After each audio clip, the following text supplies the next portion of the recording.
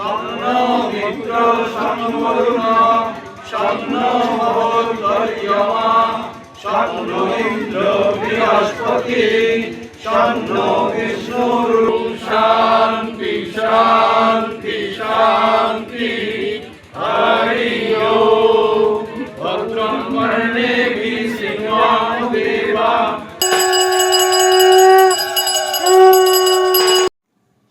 হিঙ্গলগঞ্জের huller চকে রামকৃষ্ণ সেবা সংঘে নবনির্মিত মন্দিরের উদ্বোধন। হিঙ্গলগঞ্জের বায়লানি বাজার সংলগ্ন হুলার চক রামকৃষ্ণ সেবা সংঘে নবনির্মিত শ্রীমন্দিরের উদ্বোধন হল।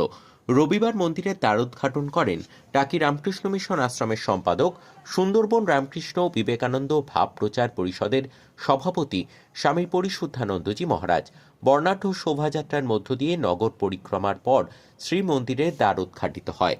শিবরাত্রির দিন মন্দিরের উদ্বোধন উপলক্ষে ছিল বিশেষ পূজা অর্চনা, নরনারায়ণ সেবা, ধর্মীয় আলোচনা সহ সন্ধ্যায় শিবরাত্রির ব্রত পালনের আয়োজন।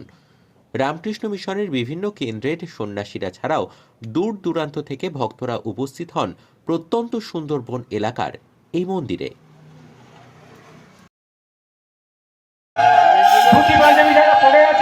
মন্দিরের মধ্যে চলে আসুন।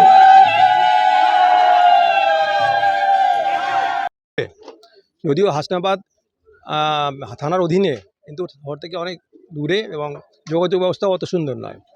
এখানে আসতে গেলেও অনেক কষ্ট করে আসতে হয়। এইরকম একটা আদিবাসী অধ্যুষিত এরিয়াতে, এলাকাতে ঠাকুরের শ্রীরামকৃষ্ণের মন্দির প্রতিষ্ঠিত হওয়া একটা খুব বড় ব্যাপার। আমরা মনে করি বিশেষ গুরুত্ব দিই এটাকে। এখানে আশেপাশে মানুষ খুব গরিব মানুষ, খুব সাধারণ মানুষ। তারা নিজেরা সক্রিয় হয়ে ভগবান শ্রীরামকৃষ্ণদেব, স্বামী বিবেকানন্দ ও শ্রীমা সারদা দেবীর একটা মন্দির প্রতিষ্ঠা করলো এখানে। এটা শহরের 5টা মন্দির অপেক্ষা এই মন্দিরের গুরুত্ব অনেক বেশি। ভগবান শ্রীরামকৃষ্ণদেবের বাণী যাতে সকলের মধ্যে প্রচারিত হয়, শান্তির বাণী, স্বামী বিবেকানন্দের যে শিবজ্ঞানের জীব সেবার আদর্শ যাতে সকলের মধ্যে প্রচারিত হয়, সকলে যাতে উজ্জীবিত হয়, দেশের সমাজে যাতে কল্যাণ হয়, তাই এরা প্রতিষ্ঠা করেছে। আমি যারা প্রতিষ্ঠা করেছেন হুলাচক সেবা সঙ্গে যারা সদস্য, যারা এরা প্রাণপণ চেষ্টা করে এটা স্থাপিত করেছে, তাদের আমি সকলকে আবার আন্তরিক শুভেচ্ছা ও ভালোবাসা জানাই। এই আশেপাশে যারা জনগণ যারা সাহায্য করেছে তাদেরকেও আমি আমার আন্তরিক শুভেচ্ছা ও ধন্যবাদ জানাই এটাকে সুসম্পন্ন করার জন্য। ভগবান সকলের মঙ্গল করুন, ঠাকুর সকলের মঙ্গল করুন, মা সারদা দেবী সকলের মঙ্গল করুন, এই বলে আমি এটা প্রার্থনা করি।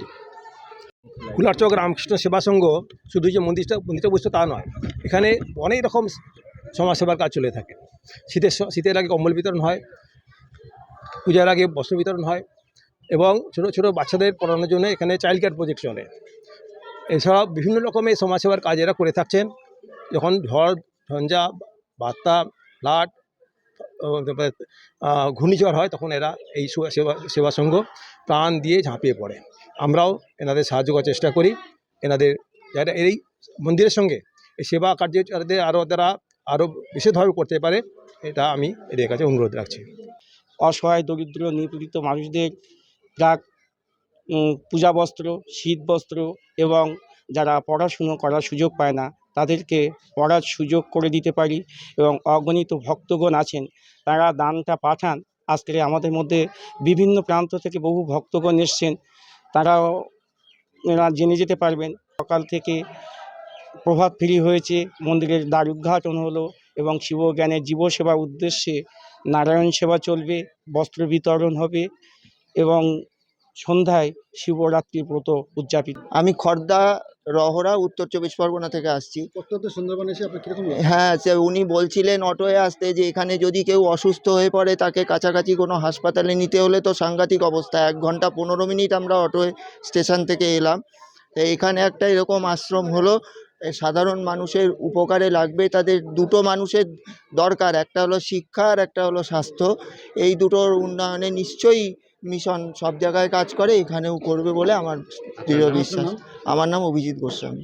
ভাবে যে সাহায্য করেছেন এই সুন্দরবনে অবহেলিত আমরা আদিবাসী এলাকায় এবং সারা সুন্দরবনের জন্য যারা আমাদেরকে দুহাত তুলে আশীর্বাদ করেছেন, অর্থ দিয়েছেন, ঠাকুরমা স্বামীজি তাদের কল্যাণ করুক এবং আগামী দিনে আমরা যেন ঠাকুরমা ভাব আদর্শে মহারাজের সঙ্গে মহারাজ আমাদের যে কীভাবে সহযোগিতা করেন যখন আয়লা আমফান বিভিন্নভাবে মহারাজ ছুটে এসে রিলিফ করেছেন, ঘর করে দিয়েছেন, শিক্ষার ব্যাপারে স্কুল করে দিয়েছেন, অনেক কর্তৃপক্ষরা এসে আমাদেরকে যেভাবে সাহায্য করছেন, আগামী দিনে এই গ্রামে যে মন্দির হয়েছে এটা সর্বধর্মের সমন্বয়ে ঠাকুরের মন্দির।